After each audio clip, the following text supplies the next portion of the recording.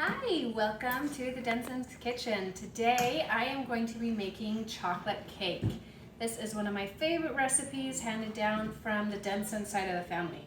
They call it Grandma Dahl's chocolate cake. So what I have first is I have 2 sticks of butter that I have melted on the stovetop, and you want to keep that on low heat. We're going to be adding it to eggs and all sorts of stuff later, so we want it melted but not super hot. So after I've got my 2 sticks of butter melted, I'm going to add in 1 cup of water and then 2 tablespoons of cocoa powder. 1 and 2. Okay, and then I'm just going to whisk that together until it is all combined. Okay, so I've got it all melted down. The butter is melted, my cocoa is combined, my hot water is in there. Now what I'm going to do is I'm going to remove it from the heat and set it aside while I work on the next section. Okay, so I've got my warm ingredients cooling. Now we're going to get started on our dry ingredients. We're going to start with, sorry, here is my sweet Sammy. He decided he wanted to help me cook today. So we're going to start with our 2 cups of flour. Put that in there. There we go. So 1 cup. Yep, 2, that's right. 2 cups of flour. Good job, buddy. And then 2 cups of sugar. Yep. Yep, this is 1. Inside the bowl. Good job. And then, yeah, 2. All the sugar, huh? Why? Because it tastes good. Okay.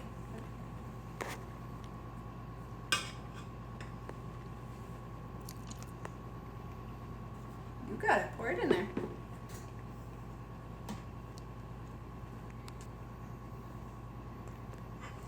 Good job, buddy. Okay, next we're going to go with our baking soda. And we just have 1 teaspoon of baking soda. Absolutely. Baking soda's a little lumpy. Oh, thank you. Okay, here you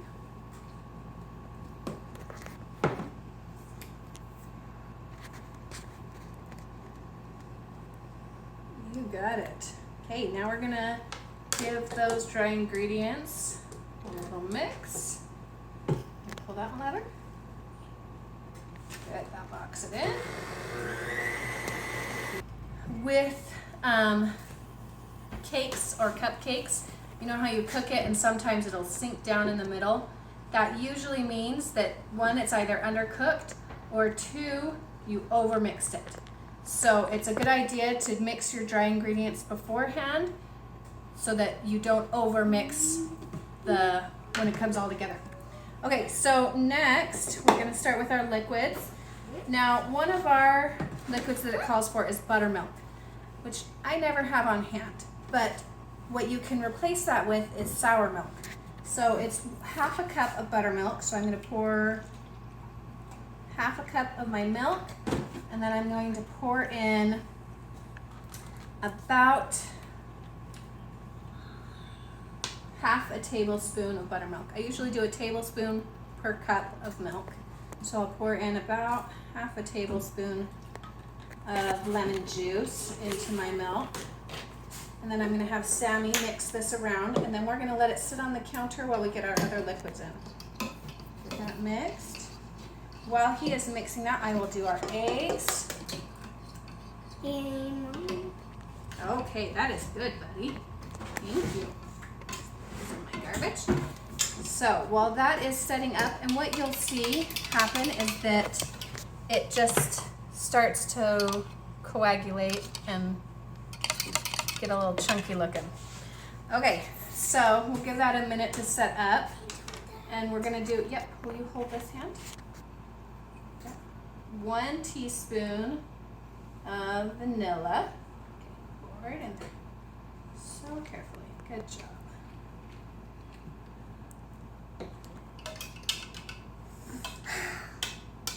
Yeah, so you know that's ready when it starts. See the little lumps in it? In there. That's when it's ready. That's good and ready. So, oh, you love the smell of the vanilla, huh? Yeah? You pour this one in?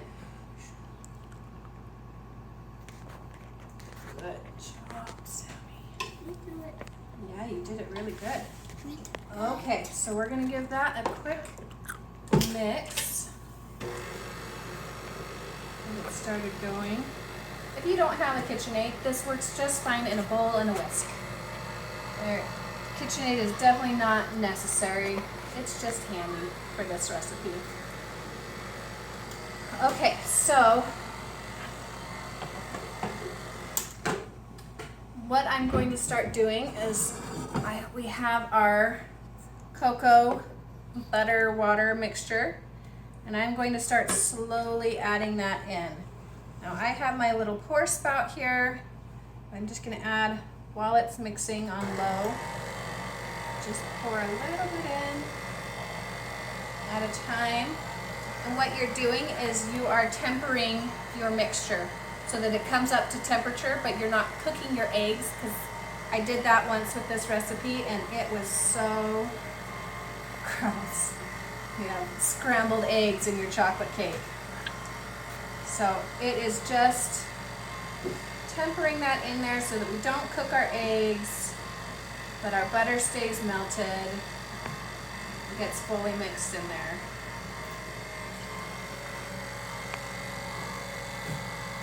But we got to be careful not to overmix. So while we need it to mix, we don't want it to go crazy, because this is one of the recipes that I really have a hard time not overmixing, because you're tempering. Does it smell good? Yes. Okay, pour the last of that in there, because I know that I let that sit and it wasn't too hot.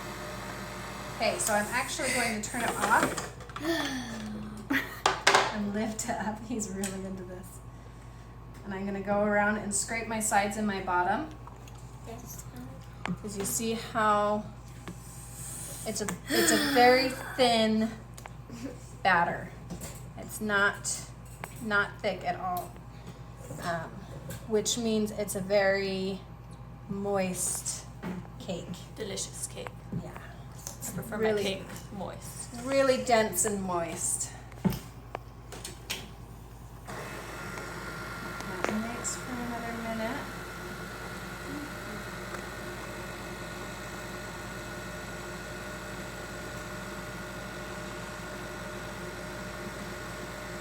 All right. Take a look at it, Lizzie. Lizzie is behind the camera as ever. Always. She is such a good sport about quickly recording for mommy. Okay. There we go. So Kind of looks like spice cake.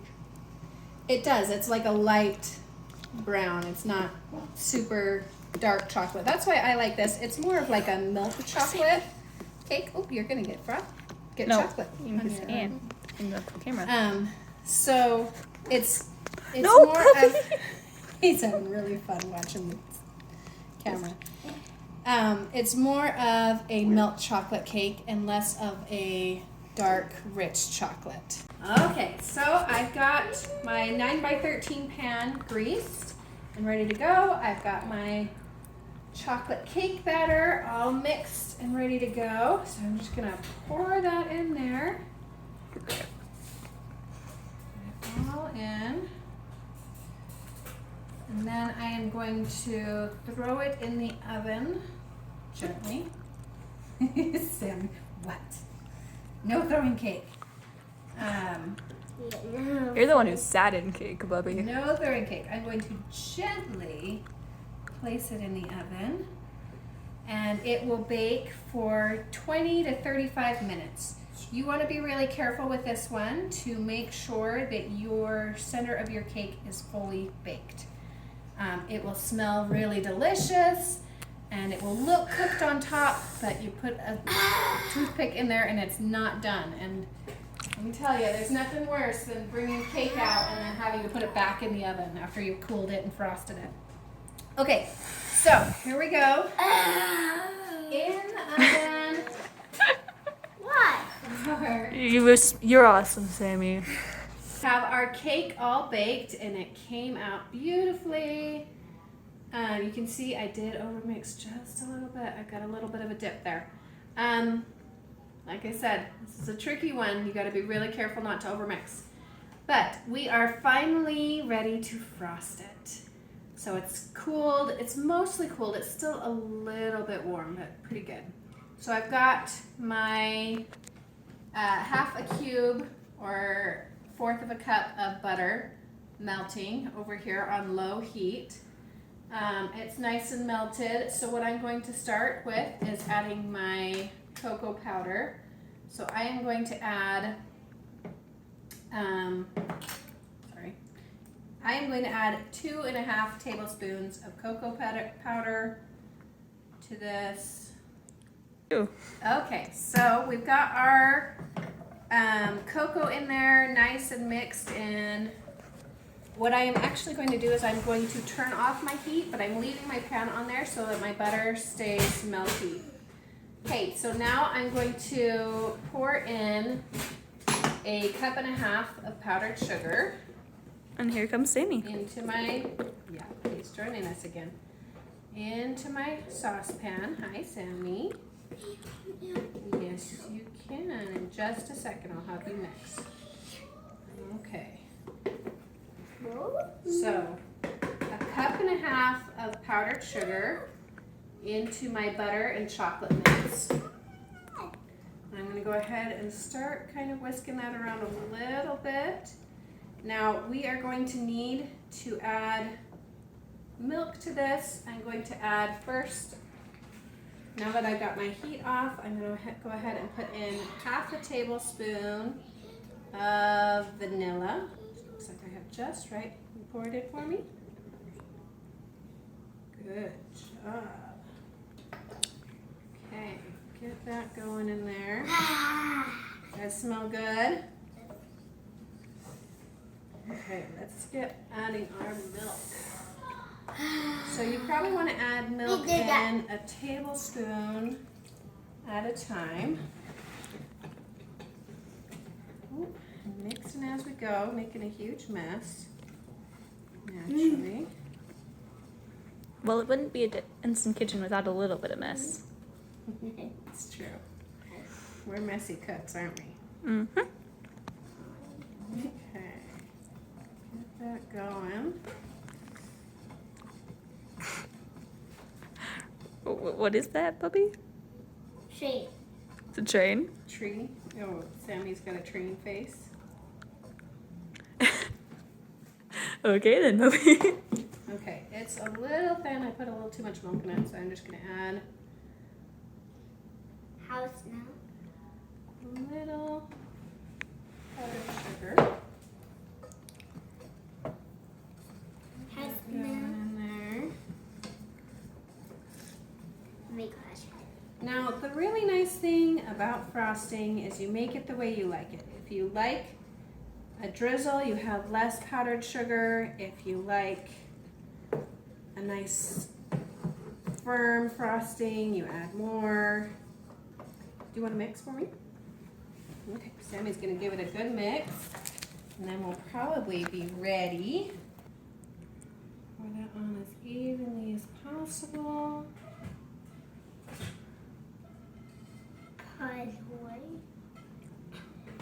Oh, that's again down. Yeah. If you pour it on while all of it's still a little hot, it kind of seeps into the cake a little bit. So you get that really soft texture on the top. We could have mixed a little longer, Sammy. Okay. Get this all lick it up. You want to lick the spatula? No, I want to lick the spatula. No, me. Okay. So we're going to let that cool and set up, and then we will give it a taste test. Okay, so we have our chocolate cake all finished, all frosted, and ready to taste test. And these kids are very excited to taste test it. Sammy got a little too excited earlier and put his fingers in the cake a little bit there. But not too bad, so we're forgiving him, huh? Yeah. Yeah. Okay, ready? Go ahead and take a bite.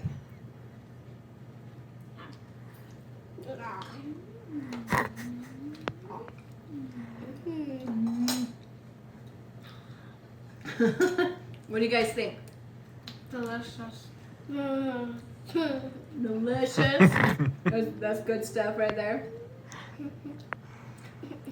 So what I love about this cake is it is very moist, and it's, like I said, more of a mild, or not mild, more of a milk chocolate than like a dark chocolate.